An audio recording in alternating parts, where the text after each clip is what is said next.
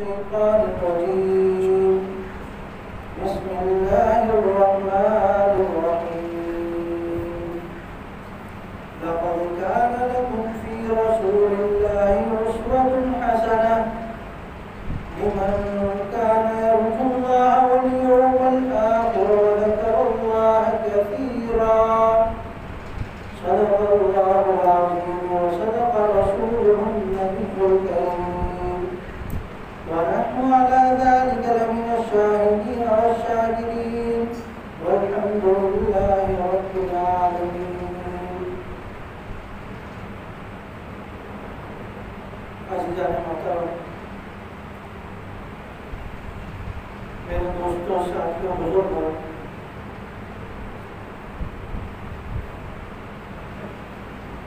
اس بات کی مناسبت سے ربیع الاول کا مہینہ چل رہا ہے، تو اسی مناسبت سے آپ حضرات کے سامنے کچھ عرض کرنا چاہوں گا کہ بہت بابرکت مہینہ ہے۔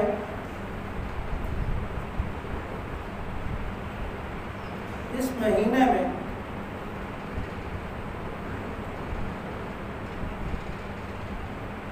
دنیا عرب میں اللہ رب العزت نے اپنے آخری نبی کو بھیجا، جس نے پوری دنیا میں اسلام کا بول بالا کیا اور دنیا کے چپے چپے پر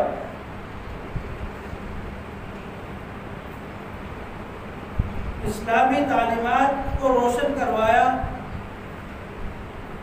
خود جا کر اور اپنے صحابہ کو بھیج کر۔ میرے اور آپ کے لیے یہ اعزاز کی بات ہے کہ اللہ رب العزت نے ہمیں اس امت میں پیدا فرمایا،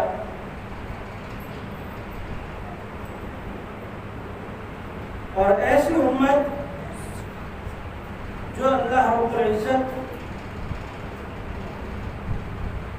کہ ہاں بہت ہی معروف اور مقبول اور بروز قیامت سب سے زیادہ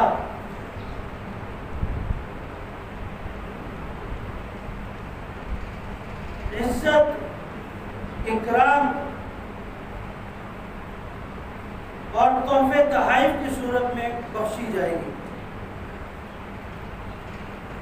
سب امتوں سے پہلے سب سے پہلے اس امت کا حساب و کتاب ہوگا، اور یہ بھی بڑا کٹھن معاملہ ہوگا کہ ہر امتی انتظار میں ہوگا کہ کس کا پہلے حساب کتاب شروع ہوتا ہے۔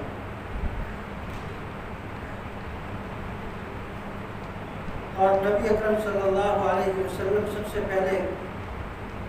جنت کا دروازہ کھولیں گے اور اس میں داخل ہوں گے۔ حضرت بلال حبشی رضی اللہ تعالیٰ عنہ آپ کی اونٹ کی کمان پکڑے جنت کی طرف لے جا رہے ہوں۔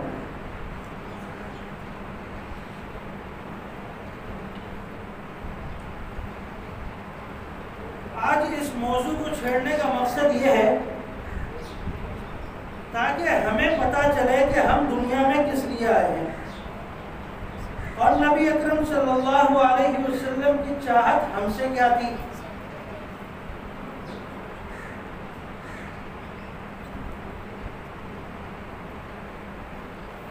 نبی اکرم صلی اللہ علیہ وسلم کی سنتیں، نبی اکرم صلی اللہ علیہ وسلم کی روزمرہ کی زندگی میں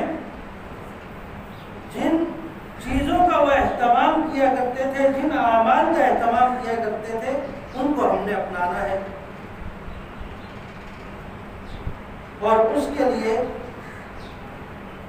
آپ علیہ السلام نے صحابہ کرام رضوان اللہ تعالیٰ عنہم اجمعین جیسے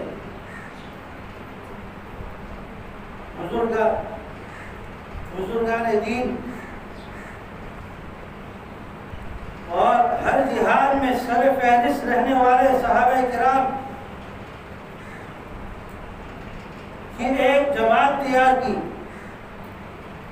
جو کم و بیش 1.25 لاکھ کے قریب پہنچتی ہے، ان کا مقصد کیا تھا کہ تعلیمات نبویہ کو دنیا میں عام کرنا، رسول اللہ صلی اللہ علیہ وسلم کی سنتوں کو، رسول اللہ صلی اللہ علیہ وسلم کی تعلیمات کو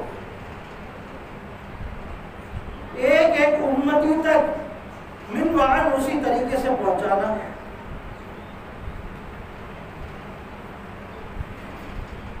لیکن آج بدقسمتی سے ہم 12 ربیع الاول کے دن کو خصوصاً بعض جگہ پر اس کو عید کا نام بھی دے دیا جاتا ہے، عید میلاد النبی صلی اللہ علیہ وسلم، حالانکہ یہ طریقہ ہمارا نہیں۔ نبی اکرم صلی اللہ علیہ وسلم نے اپنی بعثت کے بعد 23 سالہ زندگی گزاری، لیکن کبھی اس چیز کا اہتمام نہیں کیا۔ صحابہ کرام رضوان اللہ تعالیٰ عنہم اجمعین آپ علیہ السلام کے بعد 100 لاکھ کے قریب موجود تھے،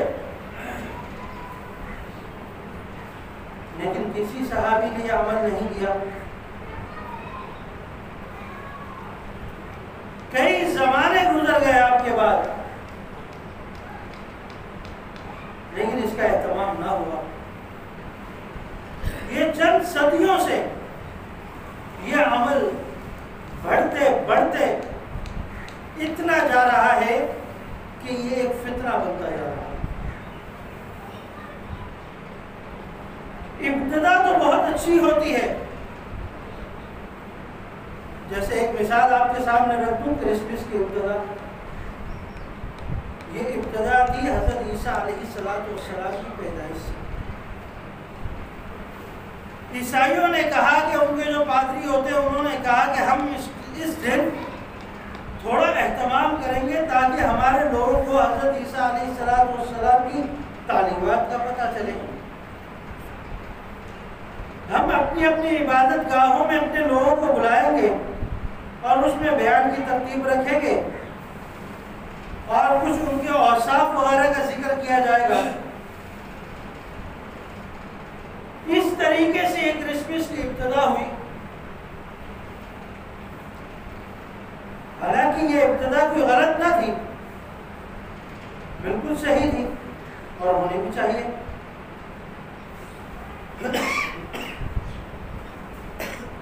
لیکن آج آپ دیکھتے ہیں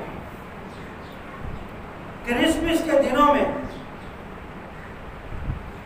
سب سے زیادہ شراب پی جاتی ہے، سب سے زیادہ جوئے کے کھیل کھیلے جاتے ہیں، سب سے زیادہ ناچ گانا اسی دن ہوتا ہے۔ لیکن اس کی ابتدا کیا تھی کہ حضرت عیسیٰ علیہ السلام کی تعلیمات کو اجاگر کریں گے، اپنے لوگوں کو بتائیں گے تاکہ ان کی نالج میں آئے، ان کے معلومات میں اضافہ ہو۔ اور بدقسمتی سے عید میلاد النبی کا اہتمام بھی اسی طریقے پر کیا جا رہا ہے۔ ابتدا میں یہ تھا کہ مسجد کے اندر پروگرام ہوگا، چند لوگ جمع ہوں گے، رسول اللہ صلی اللہ علیہ وسلم کی سیرت کو بیان کیا جائے گا، آپ کی تعلیمات کو اجاگر کیا جائے گا، کچھ نعتیہ کلمات سے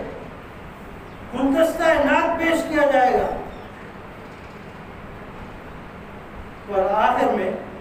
کچھ قیام و طعام وغیرہ کا اہتمام کر کے اس کو برخاست کر دی جائے گی مجلس۔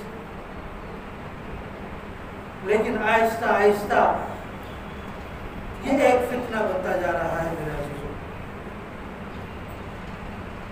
جلوس نکلنا شروع ہو گئے،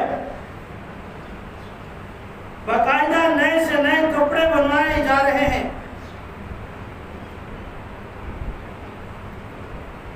کھانے پینے کا خوب اہتمام کیا جا رہا ہے، چراغا کیا جا رہا ہے، یہاں تک کہ بعض لوگ یہ بھی کہتے ہیں کہ اگر کسی کے پاس نہیں ہے تو ادھار لے کر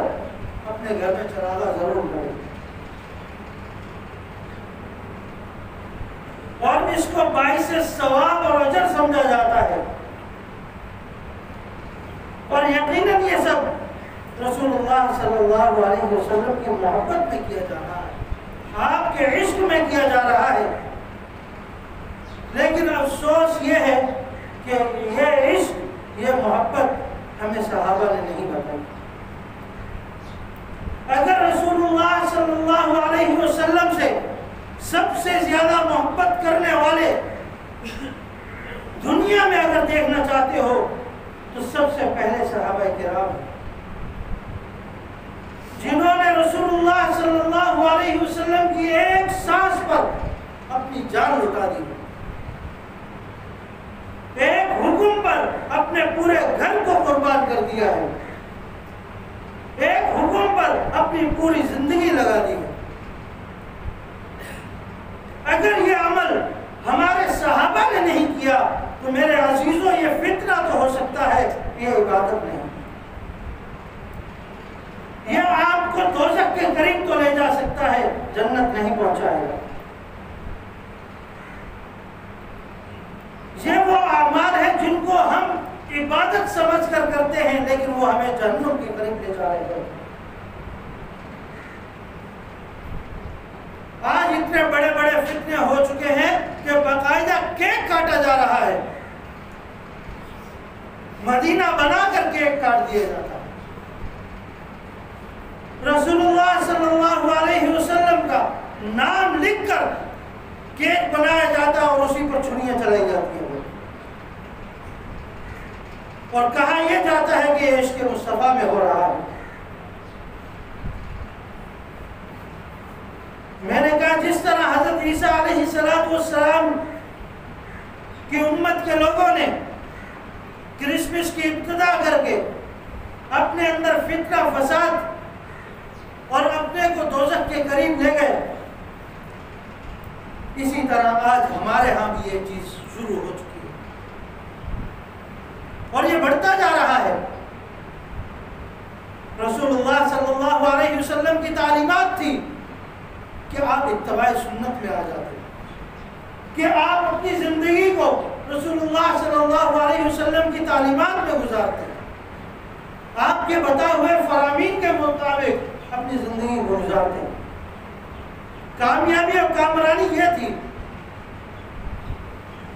آج افسوس کے ساتھ کہا جاتا ہے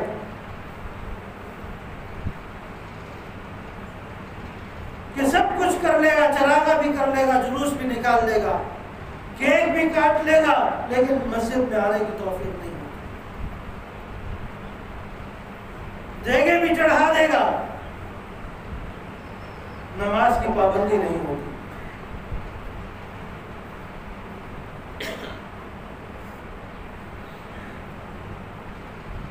اتباع سنت میں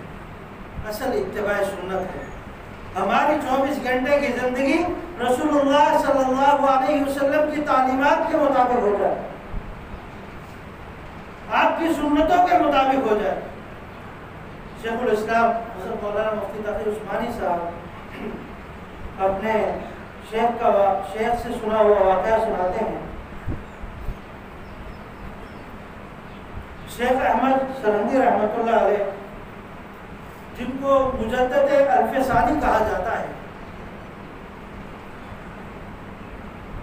ان کا زمانہ آج 1400 ہجری چل رہی ہے، جب یہ 1000 ہجری پوری ہو گئی تھی، 1100 ہجری شروع ہو گئی تھی،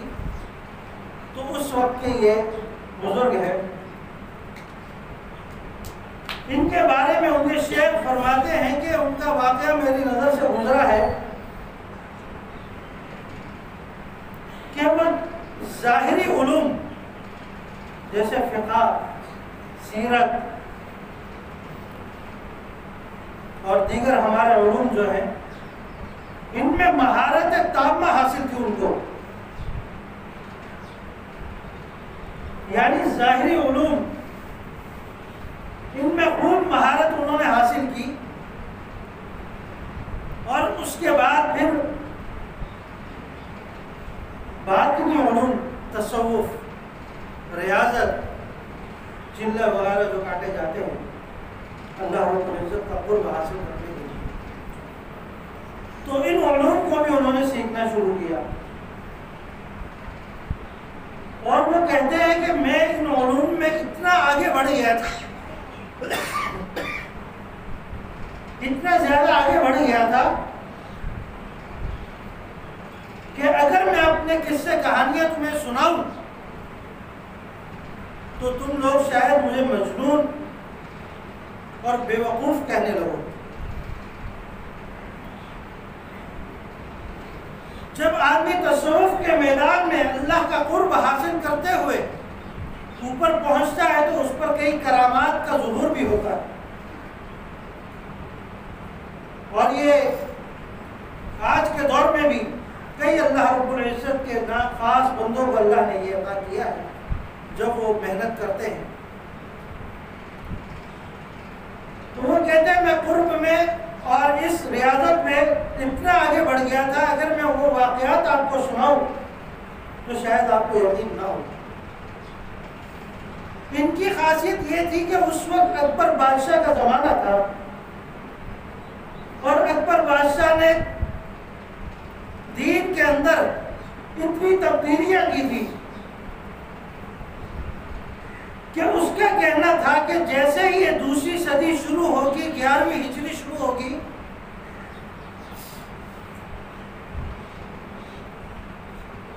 تو میں ایک نیا دین لے کر آؤں گا،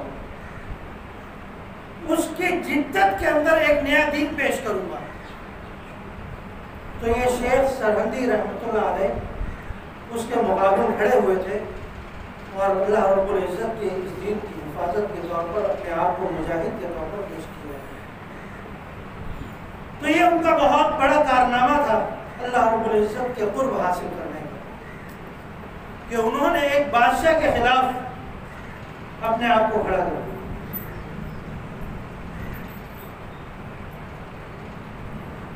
تو وہ فرماتے ہیں کہ میں رات میں،